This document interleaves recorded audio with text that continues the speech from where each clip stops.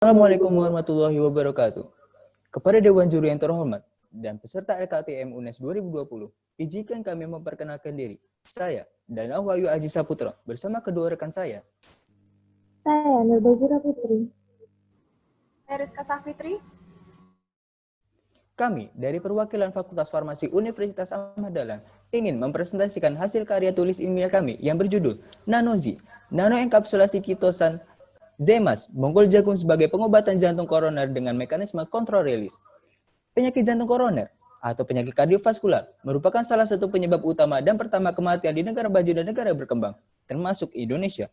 Total kematian yang diakibatkan penyakit kardiovaskular mencapai 7,2 juta kematian, diantaranya disebabkan oleh penyakit jantung koroner. Di Indonesia, pada tahun 2012, penyakit jantung koroner menduduki peringkat pertama yang menyumbang angka kematian sebesar 37% penduduk. Pada tahun 2013, prevalensi penyakit jantung koroner cukup tinggi, yaitu sebesar 0,5% atau 883.447 orang. Faktor resiko penyakit jantung koroner sendiri terbagi menjadi dua golongan, yaitu yang dapat dikendalikan seperti merokok, hiperkolesteremia, hipertensi, diabetes mellitus, dan yang tidak dapat dikendalikan seperti usia, jenis kelamin, dan genetik. Penyakit jantung koroner disebabkan oleh pembentukan plak dalam arteri pembuluh darah jantung. Plak atau ateroma ini terdiri atas kolesterol, kalsium, dan bahan lain di dalam pembuluh darah yang lama-kelamaan menumpuk di dalam dinding pembuluh darah jantung, arteri koronaria, serta arteri tempat lain. Proses ini disebut dengan pengerasan arteri atau aterosklerosis. Seperti yang terlihat pada gambar sebelah kiri, pembuluh darah arteri normal tanpa adanya penumpukan plak.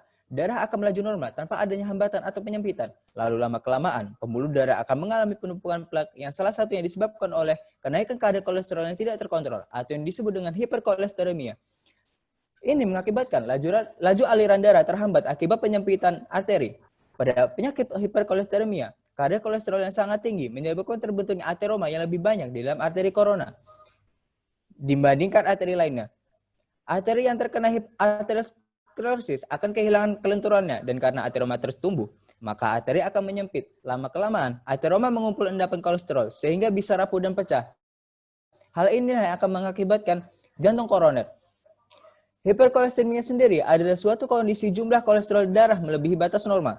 Kolesterol merupakan unsur penting dalam tubuh yang diperlukan untuk mengatur proses kimiawi di dalam tubuh.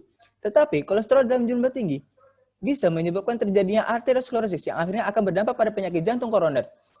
Gangguan yang terjadi pada darah disebabkan akibat rendahnya tingkat kolesterol plasma atau HDL pada darah, serta kenaikan kadar kolesterol total, LDL, atau yang biasa disebut dengan kolesterol jahat, dan trigliserida, yang mana dapat menyebabkan terjadinya perkembangan peradangan pada darah dan gangguan pada jantung. Ada berbagai macam faktor yang dapat mempengaruhi hiperkolesteremia, seperti memakan makanan yang mengandung banyak lemak, memiliki kebiasaan merokok, dan jarang melakukan olahraga. Untuk sebab itu, terdapat beberapa terapi hiperkolesteremia.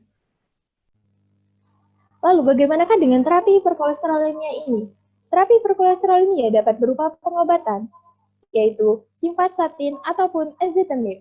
Namun, obat-obat ini memiliki banyak efek samping seperti diantaranya konstipasi, miopati, gangguan gastrointestinal, dan peningkatan kadar kreatinin kinase, dan tergolong risiko kehamilan kategori X, di mana obat dalam kategori ini dikontraindikasikan pada wanita yang sedang atau memiliki kemungkinan untuk hamil.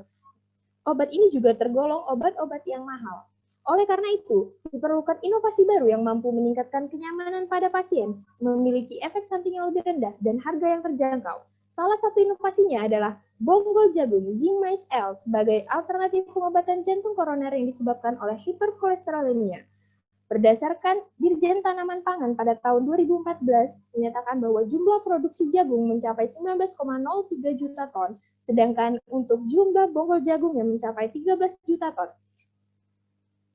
Dalam bonggol jagung memiliki kandungan senyawa yang berkhasiat sebagai obat, salah satunya adalah resveratrol. Menurut Dong et al. Pada tahun 2014, kandungan resveratrol sebanyak 11,01 mg per 100 gram dapat berkhasiat sebagai anti-hiperkolesterolemia.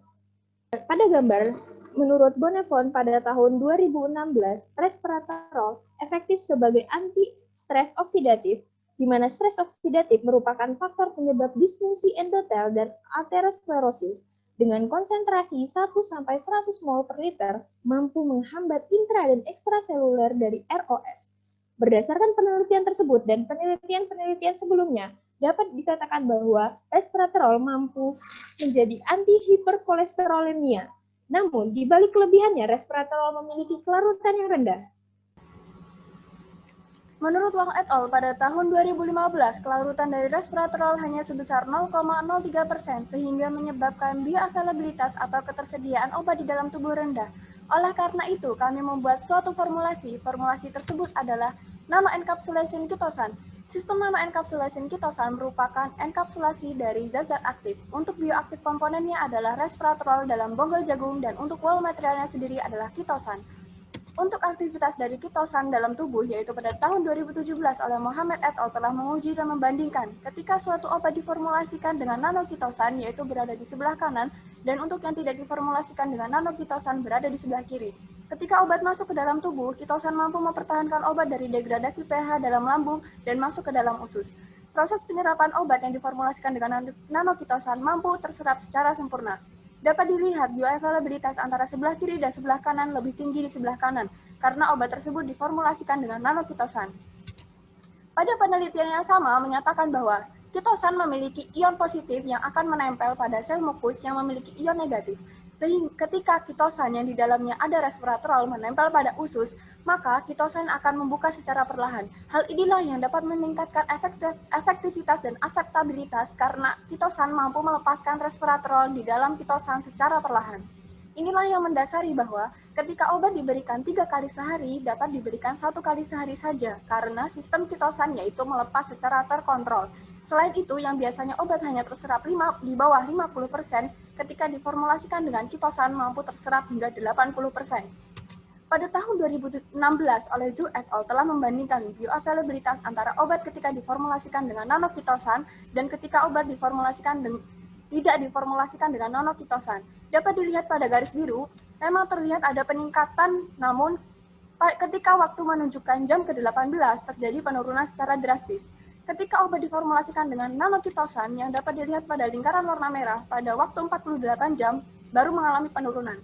Hal ini yang mendasari bahwa obat ini mampu mengefektifkan frekuensi pemberian obat pada pasien yang akan meningkatkan kenyamanan pada pasien. Sehingga formulasi nano-encapsulation kitosan mampu meningkatkan efektivitas dan aseptabilitas dari resveratrol pada penderita jantung koroner yang disebabkan oleh hiperkolesterolemia. Oleh karena itu, kami menginovasikan formulasi dengan nama Nano-Z, Nano-Encapsulation Kitosan Z-MACE-L.